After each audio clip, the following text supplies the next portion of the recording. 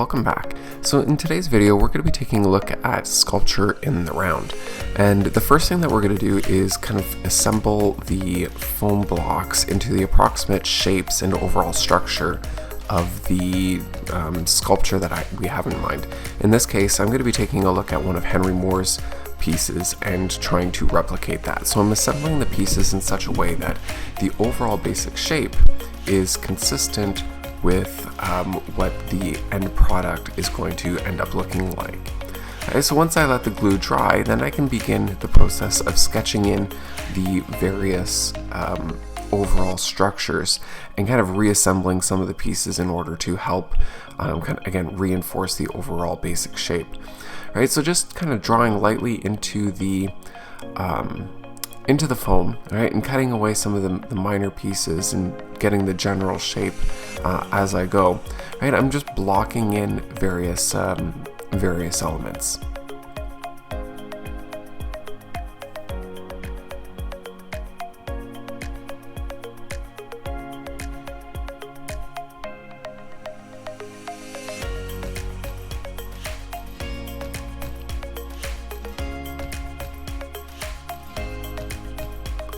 As you can see, I am attempting to draw on a variety of the different surfaces in order to be able to imagine what the shape looks like from different points of view. Right, and as I'm going, I'm removing some of the material in a very rough way, just to kind of establish the basic overall structure as I'm going, and to kind of get the overall form of what the final piece is going to end up looking like.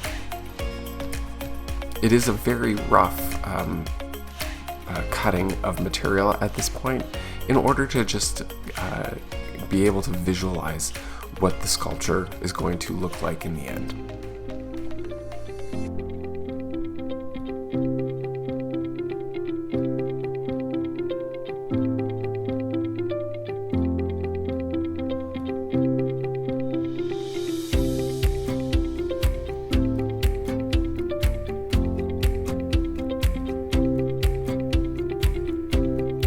So as you can see, as I'm going through this process, I'm predominantly using just a large X-Acto blade, and in some cases, once I'm starting to get the overall form a little bit more refined, I'm switching up my tools, using the smaller knives, using loop tools as well, and also my fingers in order to just simply smooth out the overall textural surface of the floral foam.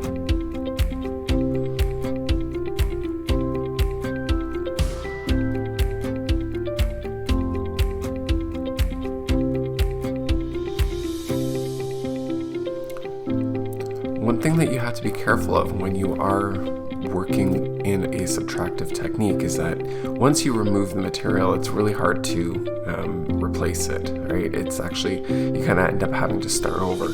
So you'll see that often what I'm doing is removing a small bit, kind of trying to figure out whether I like it or not, and then going in and assessing before I end up carving out more of the material. And it's that process of constantly kind of checking and re-envisioning what the work is going to end up looking like that is an essential part of the subtractive sculpture process.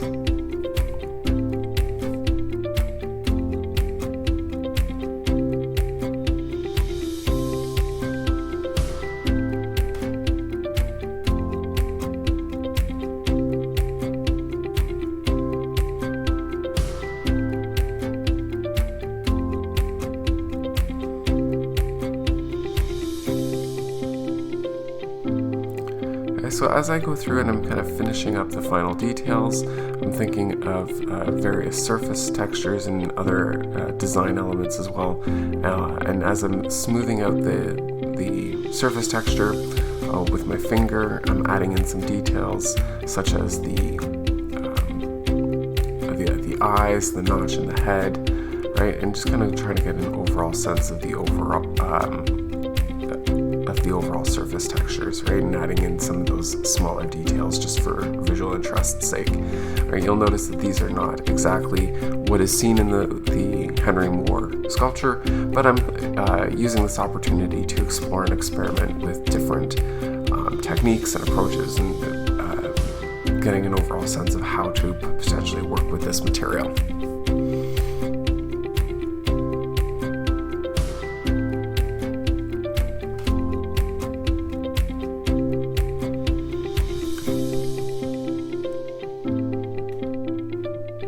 Alright, so this is a brief exploration of subtractive sculpture in the round. Hope you enjoyed, and if you have any questions, make sure that you're asking. Bye.